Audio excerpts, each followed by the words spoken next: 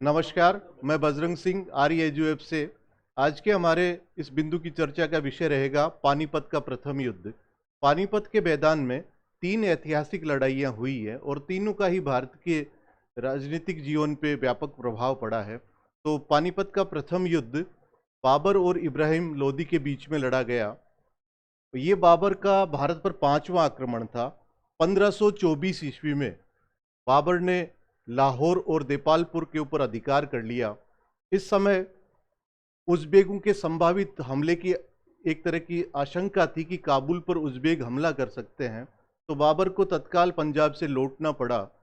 इसके पश्चात पंजाब के गवर्नर दौलत खां लोदी ने लाहौर के ऊपर घेराबंदी की, तो बाबर तत्काल वापस पंजाब पहुंचा, क्योंकि इस समय उज़्बेक मध्य एशिया की राजनीति में इतने उलझ गए थे कि बाबर के ये लगने लगा कि काबुल के ऊपर अब उज़्बेकों का हमला फिलहाल नहीं होगा। तो शीघ्रता के साथ वो लाहौर पहुंचा और जैसे ही बाबर लाहौर पहुंचा, दौलत खां और उसका पुत्र गाजी खां बिना लड़े हुए ही वहां से भाग खड़े हुए।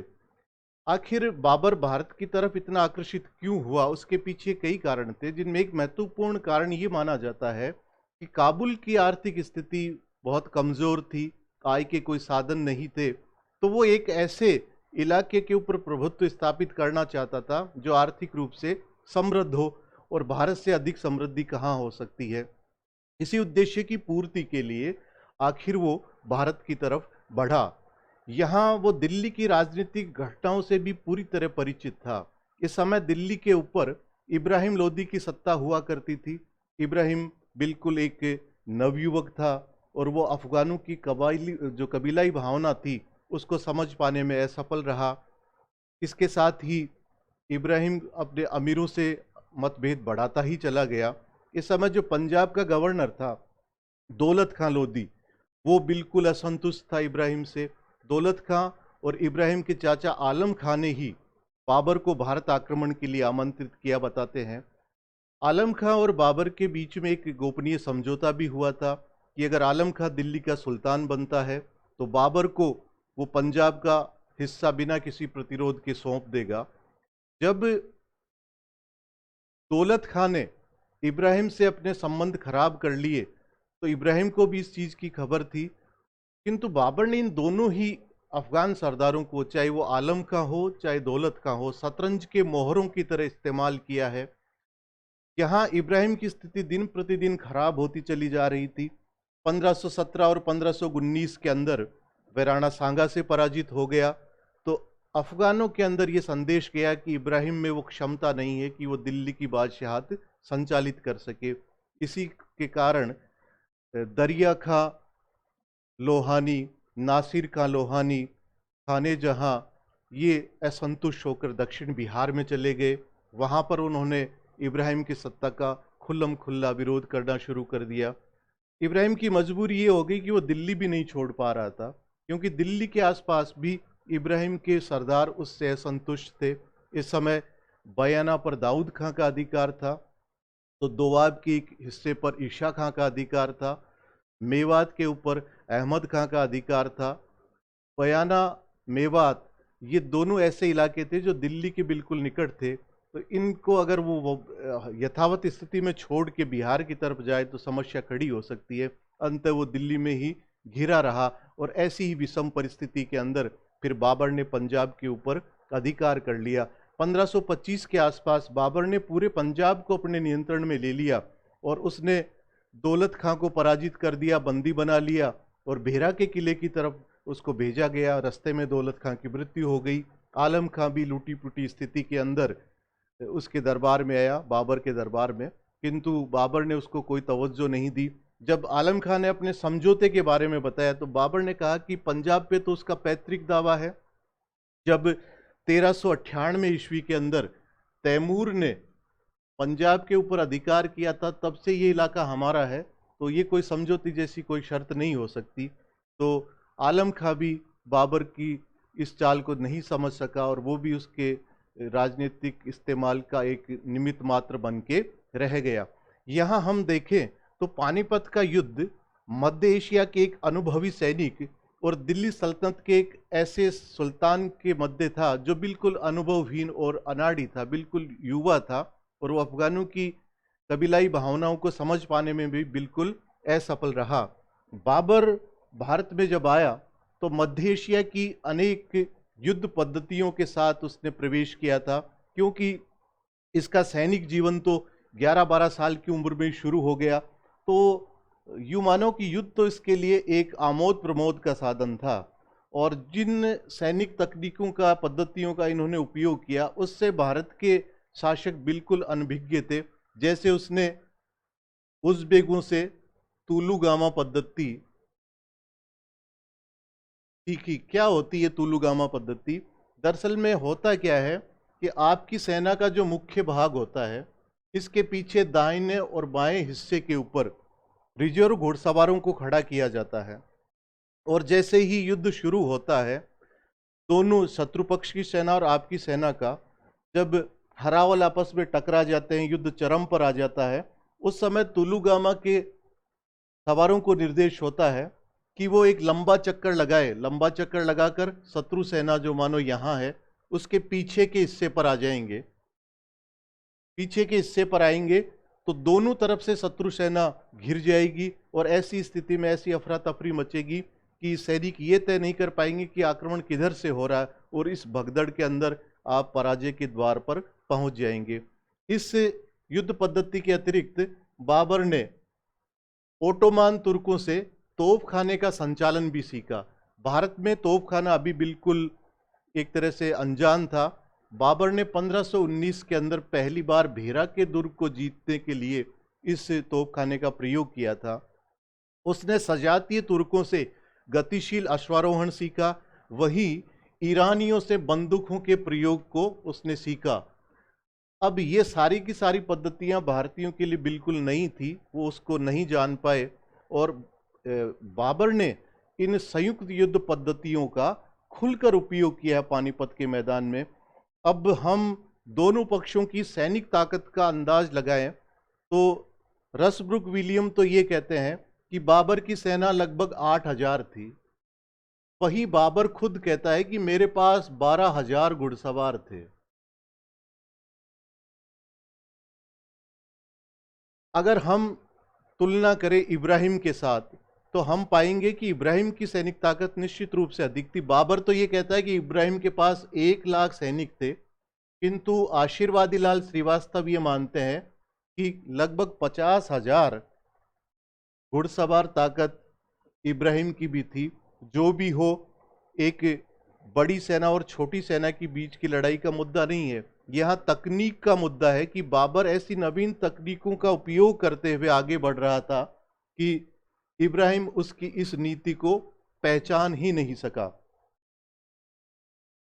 जैसे ही पंजाब के ऊपर बाबर का अधिकार हुआ तो बाबर के कुछ सरदारों ने ये आदेश दिया, ये सलाह दी कि क्यों न हम सीधा दिल्ली के ऊपर हमला कर दें। किंतु बाबर बहुत होशियार सेना नायक था, उसने कहा कि दिल्ली पर सीधा हमला करना बहुत कठिन काम है, क्योंकि अगर इब्राहिम एक मार्मिक अपील कर दे तो अफगानों की कबीलाई रिवायत इतनी मजबूत है कि दक्षिण बिहार से भी टीडी दल की तरह अफगान इब्राहिम की मदद के लिए आ जाएंगे, और ऐसी स्थिति में हम दिल्ली में अफगानों का मुकाबला नहीं कर सकते। इसलिए पानीपत को उसने चुना। पानीपत दिल्ली से लगभग 85-90 किलोमीटर दूर रहा होगा है, और इसका एक कारण और भी था, ताकि पंजाब के हिस्से से बाबर की सेना के लिए जो रसद की व्यवस्था है वो नियमित होती रहे। आखिर में बाबर पानीपत पहुंच गया और अपनी युद्ध योजना के अनुकूल उसने अपनी सेना को खड़ा किया। उसका लश्कर ऐसी जगह खड़ा था जहां पे पानी की कोई कमी नहीं थी, रसद पंजाब के इलाकों से नियमित मिल रही थी। तो उसका सोचना ये था कि उसकी रणनीति का हिस्सा था कि मैं एक मजबूत घेरेबंदी के अंदर अपनी सेना को रखूंगा, जब तक अफगान चलाकर उसके ऊपर हमला नहीं करेंगे वो उस घेरेबंदी से बाहर नहीं आएगा। तो इसके लिए उसने पहले ही तय कर रखा था कि भी रसद की कमी हमें बिल्कुल नहीं होनी चाहिए। सेना को उसने व्यवस्थित रूप से खड़ा किया। यहाँ पर बाबर ने पानीपत के मैदान में तोपों को सजाने की जिस पद्धति का उपयोग किया उसको उस्मानी विधि कहते हैं। उस्मानी विधि दरअसल 1514 ईस्वी में उस्मानियों ने इस पद्धति का उपयोग सफी सुल्तान शाह इस्माइल के विरोध किया था और वो काफी सफल रहे थे। इसमें होता क्या है कि दो या दो से अधिक युगों में बैलगाड़ियों को खड़ा किया जाता, गाड़ी मान लें आप, और बीच में गलियारा रखा जाता है। इन गाड़ियों के पीछे तोपची और तोपें होती है ताकि शत्रु पक्ष के लोग सीधे तोपची या तोप खाने को अपने हमले का निशाना नहीं बना सके, और इन सकरे रस्तों से घुड़सवार शत्रु पक्ष की तरफ बढ़ते चले जाते हैं। तो बाबर ने उस्मानी विधि से अपनी तोपों को यहाँ पे खड़ा किया। उसकी सेना का दाहिना हिस्सा उसके पुत्र हुमायूं व ख्वाजा कला के अधीन था, वहीं बाएं हिस्से पर उसके बहनोई मेहंदी ख्वाजा को नियुक्त किया गया था। बाबर की जो युद्ध योजना थी उसके अनुसार बाबर को पता था कि अफगान उसकी सेना के बाएं हिस्से पर हमला करेंगे, क्योंकि दाहिने हिस्से को बाबर ने बड़े बड़े पेड़ों को काटकर या खाइयां बनाकर अवरोधित कर दिया था। बाएं हिस्सा थोड़ा खुला रखा गया था ताकि ललचाकर अफगानों को अंदर की स्थिति में खींचा जा सके।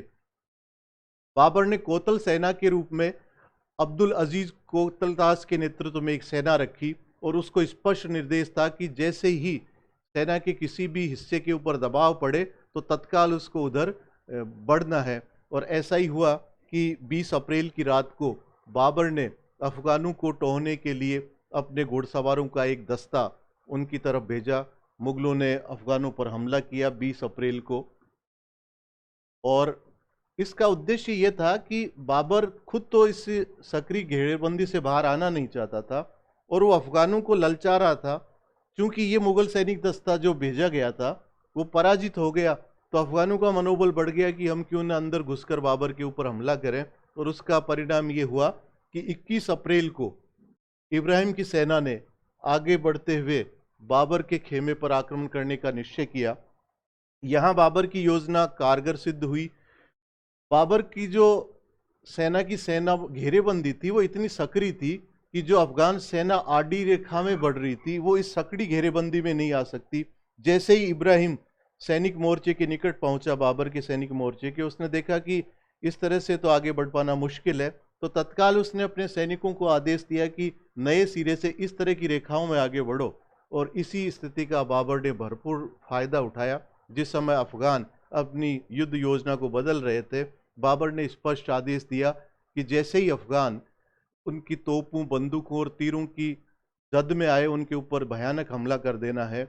इब्राहिम की सेना के दाएं भाग ने मेहंदी ख्वाजा के ऊपर जबरदस्त हमला किया। अफगानों का ये पहला हमला इतना तेज था कि एक बार तो मेहंदी ख्वाजा के भी पैर उखड़ने लग गए। इतने में जो रिजर्व सेना थी वो वहां पहुंची और 1 घंटे की आपाधापी के पश्चात मेहंदी ख्वाजा और कोकलतास ने अफगानों को पीछे धकेलने में सफलता प्राप्त कर ली। इसी समय बाबर का जो तुलुगामा घुड़सवार दस्ता था उसने अफगानों के ऊपर पीछे से हमला करना शुरू कर दिया। और ये हमला इतना तीव्र गति के साथ हुआ कि अफगान 2 सेनाओं के बीच में अटक गए। आगे बाबर की तोपों की गोलीबारी हो रही थी, पीछे से तुलुगामा के सैनिक जबरदस्त दबाव बना रहे थे। इसकी परिणति ये हुई कि अफगान मैदान छोड़कर भागने लगे और ऐसी आपाधापी के अंदर जो इब्राहिम लोदी था वो लड़ते हुए एक वीर सैनिक की तरह वीर गति को प्राप्त हुआ। ये दिल्ली सल्तनत का पहला व अंतिम सुल्तान था जो युद्ध भूमि के अंदर मारा गया। बाबर ने कहा कि मुझे इतना विश्वास तो नहीं था कि इतनी सरलता के साथ पानीपत के मैदान को मैं जीत लूंगा, पर खुदा का शुक्र है कि मैंने पानीपत के ऊपर अपनी विजय पताका पहना दी। बाबर ने इस विजय के पश्चात कहा कि काबुल की गरीबी अब नहीं, क्योंकि काबुल में तो आर्थिक संसाधन थे नहीं और अब एक ऐसा संपन्न प्रदेश उसके हाथ में आने वाला था जहां पर उसकी गरीबी के दिन खत्म होने वाले थे। इस विजय की याद में चांदी का एक सारू की सिक्का काबुल के प्रत्येक नागरिक को दिया गया। इसीलिए इतिहास के अंदर बाबर को कलंदर की संज्ञा दी जाती है। इस विजय के पश्चात बाबर ने ख्वाजा निजामुद्दीन औलिया व बख्तियार काकी की दरगाह पर जाकर जियारत की। रसब्रुक विलियम लिखते हैं कि जीत के साथ ही बाबर के इधर उधर भटकने के दिन समाप्त हो गए। तो एक ये छोटा सा आपको एक वीडियो के माध्यम से बताने का प्रयास किया है, क्योंकि एक महत्वपूर्ण युद्ध माना जाता है, तो आप इसको आसानी से समझ सकेंगे। धन्यवाद।